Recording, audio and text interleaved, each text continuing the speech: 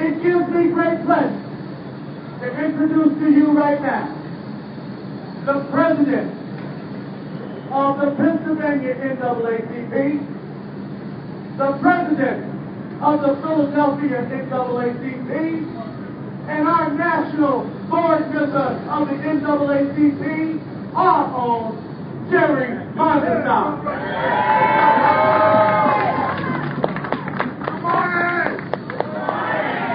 Good morning! We're here for one thing, to let the governor and the Republican legislators know that voter ID is wrong, based on a lie, and as you heard Reverend Moore just say, it's a criminal offense against democracy. And we want to thank all of our labor friends here and all of the activists across this region. Almost 200 civic groups have come together on this voter ID coalition. Man who's done all the work, and I'll take all the credit for it. And John George from the NAACP, he's our director of communication. Give him a round of applause, please. He's worked very, very hard. All of our friends from the elected office, like Councilwoman Janie Blackwell, State Senator Anthony Williams, Representative Waters, and all of them have had clinics working on voter ID. In just about an hour, some of us will go across the street and watch the Supreme Court hearings that are taking place.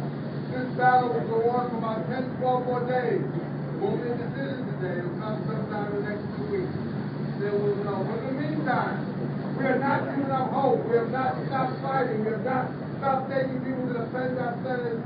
And we thank everybody who volunteered to turn this thing around. November 6th is going to be a great day because despite their attempts to use voter ID to suppress the vote, people are coming out across the state of Pennsylvania do one thing, make their voices heard, vote the democratic way, choose the leaders that they want. That's what the NAACP has been fighting for over a century. That's why our national president, Benjamin Dodell, is doing today. We're not playing, we've never given up, and with God's help, we will have victory. God bless you.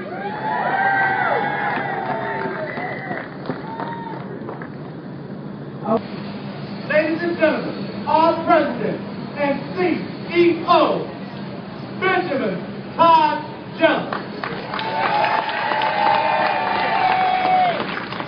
Good morning. Good morning.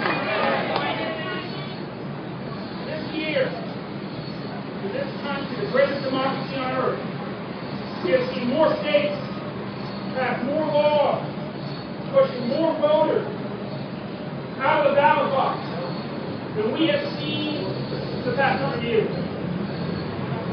Next year we will remember the sacrifice of men forever. And the year after, there will be the 50th anniversary of the sacrifice of the city of the corner. The laws that those men died 50 years ago, gave the lies 50 years ago, seeking to invalidate, were put in place 50, 60, 70 years before that. And we had a century in this country, after the Civil War, after blacks had been given the right to vote, where the vote itself was tilted so severely that people of color in this country could not aspire to run for office without being laughed at.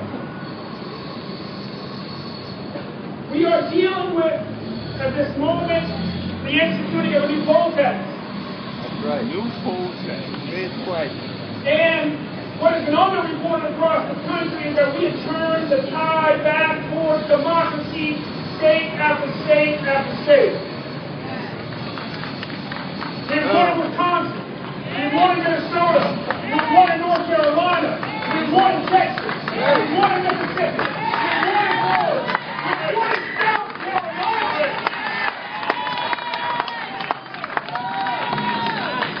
And yet here we find ourselves. We won in Michigan, you actually find a Republican governor to veto the law. And yet we find ourselves here in the literal cradle of our great democracy, in the place where independence was declared. But also, if we are honest, in the place where populists and those who believe in full democracy were first betrayed. By men who believe that only white rich men who own property should vote and the rest of us should be locked out. And the question in front of Pennsylvania saying today is which way, Pennsylvania? Right. Forward. In line with the tradition of democracy in this country, or backwards towards dark days long since forgotten. I want to be very clear.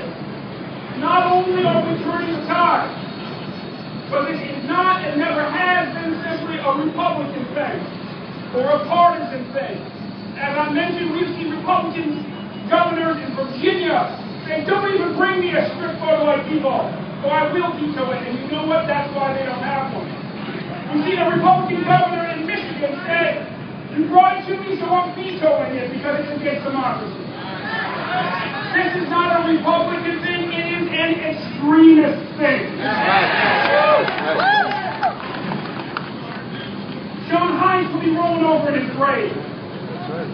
Jack Kemp will be rolling over in his grave.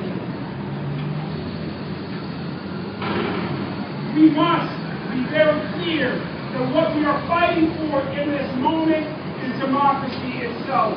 Our opponents believe that this will tilt things in their favor. We heard Taraji say that the election is in the bag for Romney because of this law. Small-minded men, so small who would contort our democracy for their own partisan purposes, have no place in our democracy. They are not just ashamed to our country, they are ashamed to their own party.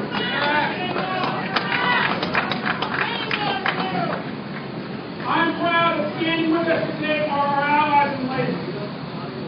I'm proud that standing with us today are students who will inherit this democracy from all of us.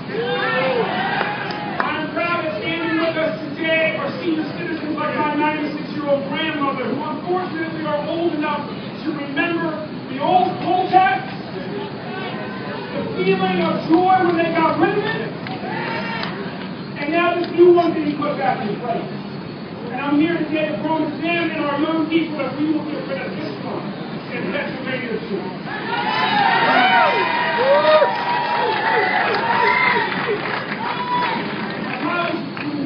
I'd like to support the program one small way and bring forward Lenny McAllister.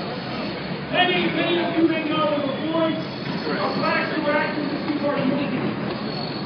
Lenny is very clear that on this issue, this core issue of civil rights and democracy, the only way that a reasonable person who believes in small d democracy in this country can come down is against voter ID. Right. Let us remember, as we stand here today, that we have far more allies than we can see. We have far more allies than we can assume. And while some would be so crass as to say that this court split 3-3 between conservatives and liberals, between Republicans and Democrats, can only end up in a deadlock, we've already seen the Chief Justice break with us on redistricting, and there's reason to hope that he remembers men like Jack Kemp. He remembers men like John Hines. And he remembers that there are still men in his party like Lenny McAllister who believe that democracy doesn't end at the borders of the Democratic Party, and who believe that all of us should have the right to vote, and none of us should be sent back for the day when we have things that can only be described as bullshit. God bless you.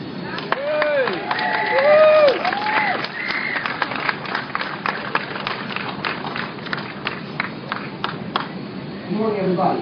I know you didn't expect to see a Republican here, so just grant me a little bit of your time for just a moment.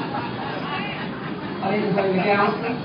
I'm a Republican strategist having worked with the RNC and local Republican groups over the past several years. I've also worked on civic issues with the NAACP, the Tea Party movement, and community activist in Chicago, where I live on the South Side, for the past 2 years. More importantly, though, I'm a proud Black American, a loving father, devoted husband, and like you, concerned citizen. And yes, I'm a native Pennsylvanian as well. My father is a member of USW, having recently retired from Clairton works in Pittsburgh. So for all you Philadelphians out there, I apologize. This Pennsylvania native bleeds black and gold.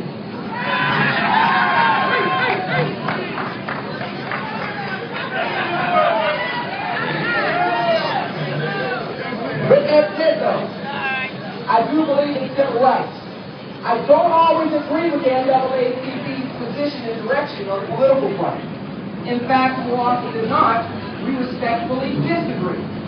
Yet there are times when a critical concurrence should take place on cautioning Americans on laws that potentially inhibit the votes of hundreds of thousands of Pennsylvanians. In its current implementation, we can err on the side of those at risk, many of whom are African Americans or disadvantaged citizens that desperately need to engage both political parties and the political process overall. Voter validation efforts must uphold the attribute of empowerment that comes whenever a citizen exercises their constitutional right to vote. These efforts must also bolster the parameters of appropriate participation in the greatest democracy in the world, so that our Republican form of government, from the forming debate to battle on protecting the right to vote, is done in a manner that honors both Republicans and Democrats that fought and died to ensure that American citizens had the right to vote. Both our forefathers and future generations of Americans are counting on us to get it right today. These legislative maneuvers, pursued in theory to optimize the value of America's collective voting efforts, cannot in turn truncate the nation's diverse electoral voice and inhibit our ability to celebrate freedom across racial, socioeconomic, and geographical differences. Pennsylvania's recent voter ID law has in March, and under appellate scrutiny ever since, may not be the best way to approach voter vulnerabilities with its current form, pace, and rollout. Not with a $5 million rush in November. Not with the perception that this is a us versus them situation between African Americans and the Republican Party that does not reflect civic partnership. Not with statements from Republican leaders that suggest that this law staying in place is key for victory in 2012. Let me be clear. There is a need to implement a proactive, intelligent, and empowering model of voter validation in 21st century America as we face the challenges of transient population, questions about naturalization and residency, and mistrust across the sharp partisan divide. I believe in voter validation. I believe that a majority of Americans across the political divide also believe in voter validation. However, I also believe that a successful, non-discriminatory, and citizen-centric validation efforts are best implemented methodically and without the overreach of jeopardizing the votes of hundreds of thousands of Pennsylvanians. These efforts must be in the full spirit of the 1965 Voters' Rights Act, passed into law with the overwhelming support of Republican congressmen and renewed by the pens of Republican presidents Reagan and Bush. Both Democrats and Republicans must be honest. Voter validation is bigger than President Obama, Governor Romney, and the 2012 election. This is bigger than the notions of racist Republicans or demagoguing Democrats. American democracy is bigger than American politics. Yet this issue is primarily wrapped in the partisan labels of today, not the potential consequences for tomorrow. Today, African Americans face high unemployment, harsh economic conditions, poor education choices, and tragic health care disparities. It is critical that these Pennsylvanians, from North Philadelphia to Pittsburgh, Penn Hills, are capable of engaging both political parties effectively, each legislative session and at the ballot box every November. Any talk from either side of the partisan divide that manipulates the most vulnerable Americans away from this does a disservice to our Pennsylvania, regardless of if you believe voter ID laws are necessary or if you believe voter suppression laws are on the rise. I caution my Democratic friends against actively demonizing all members of the political party over a recent yet currently flawed legislative solution.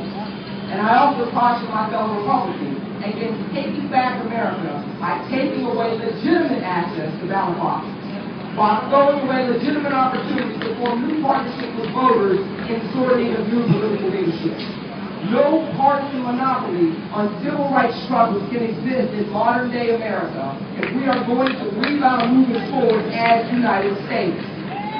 It is my hope that those reviewing the law today will hold paramount their thinking the ramifications for the disadvantaged for years to come, not just the face of the political combatants for this election season. Thank you for your time. God bless you. God bless you.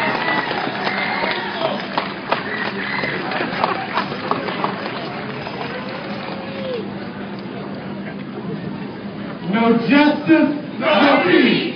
No justice, no peace. I'm going to say something here.